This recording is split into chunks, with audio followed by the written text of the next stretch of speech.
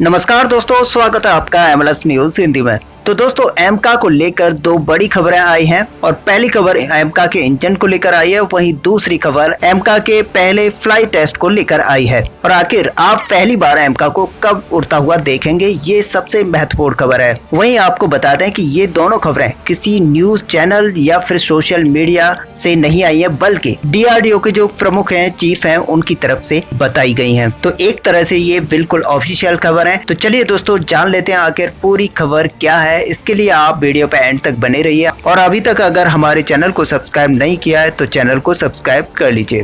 तो दोस्तों, यहाँ पर DRDO के प्रमुख का कहना है कि आखिर हमारा जो तेजस लड़ाकू विमान है, हम उसे भले ही स्वदेशी कहते हैं, लेकिन उसके कई सारे पार्ट हैं जिनको हमने विदेश से लिया हुआ है और अपने विमान में फिट किया हुआ है। और अगर इंजन की बात करें तो वो अमेरिकी इंजन है, और अगर रडार की बात करें तो फिर ये इजरायली रडार को भारत ने इसमें फिट किया हुआ है। हालांकि बहुत ही जल्द भारत इसके रडार को रिप्लेस कर देगा और वह पूर्णतः स्वदेशी हो जाएगा। इसके अलावा कई और इक्विपमेंट हैं जो विदेशी हैं और इसमें लगाए गए हैं। तो ये एक तरह से स्वदेशी लड़ाकू विमान तो है, लेकिन इसमें कई सारे पार्ट विदेशी हैं। और अब दोस्तों, भारत की ये कोशिश है कि एमका के साथ आखिर ऐसा ना हो और एमका में भारत पूरी तरह से भारत में बने हुए पार्ट्स को ही लगाए। लेकिन दोस्तों, अगर भारत इसको 90 से 95% तक कर लेता है तो फिर यह पूर्ण रूप से स्वदेशी लड़ाकू विमान कहलाएगा। हालांकि आपको जानकर खुशी होगी कि जो DRDO है और जो ADA है, उन दोनों ने मिलकर इसकी लगभग सभी टेक्नोलॉजीज को बना लिया है। लेकिन जैसा कि भारत अभी तक इसके इंजन को बनाने में कामयाब नहीं हो पाया है। हालांकि मेन पार्ट जो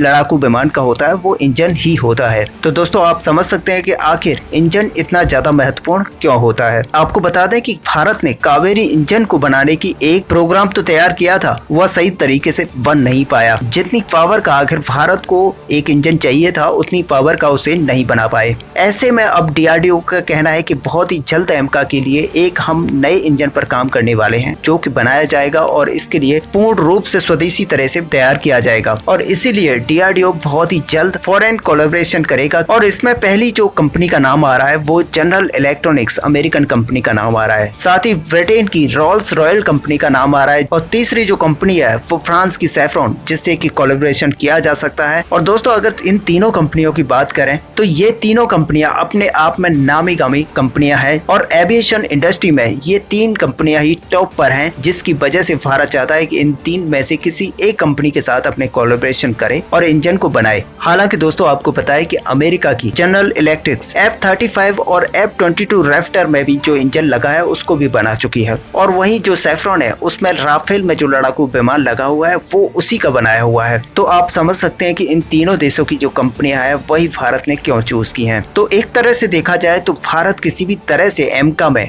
क्वालिटी पर कोई भी कंप्रोमाइज करने के लिए तैयार नहीं है। और यही वजह है कि भारत बहुत ही जल्द अपने इंजन को बनाना चाहता है और बहुत ही जल्द एमका की पहली फ्लाइट को टेस्ट करना चाहता है। और जैसा कि DRDO की तरफ से बताया जा रहा है कि आने वाले 3 साल के अंदर एमका बनकर पूरी तरह से तैयार हो जाएगा और इसकी जो सारी टेक्नोलॉजी है उसकी भी टेस्टिंग कर दी जाएगी। उसके बाद इसका जो पहला फ्लाइट टेस्ट किया जाएगा वो 2025 में या उससे भी पहले कर लिया जाएगा। और आपको बता दें कि भारत का 2018-19 में ये प्लान था कि एमका की पहली फ्लाइट को 2028-29 में टेस्ट कर लिया जाए। लेकिन भारतीय सरकार ने जब पूर्ण रूप से अपनी ताकत एमका को बनाने में झोंकी और तब एमका का जो प्रोजेक्ट है बहुत तेजी से काम चल रहा था। और अब DRDO का कहना है कि बहुत ही जल्द एमका को तैयार कर लिया जाएगा और 25 से पहले ही इसकी फ्लाइट को टेस्ट कर लिया जाएगा। और अब कहीं ना कहीं ऐसा लगता है कि एमका प्रोग्राम को 1-2 बूस्ट और मिल सकता है, जिसकी वजह से एमका को बहुत ही जल्द बनाकर तैयार कर लिया जाएगा। हालांकि अब सोचने वाली बात यह है कि आखिर DRDO ने आज सामने आकर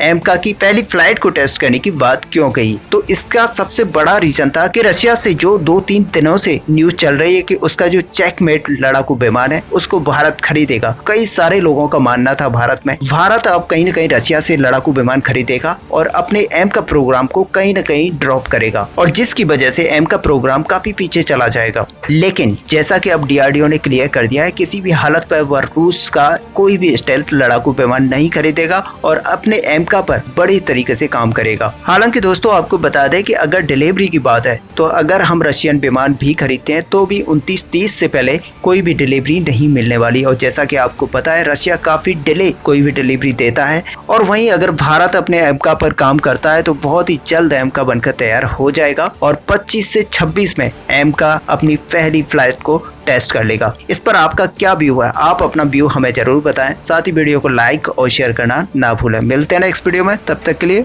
जय हिंद।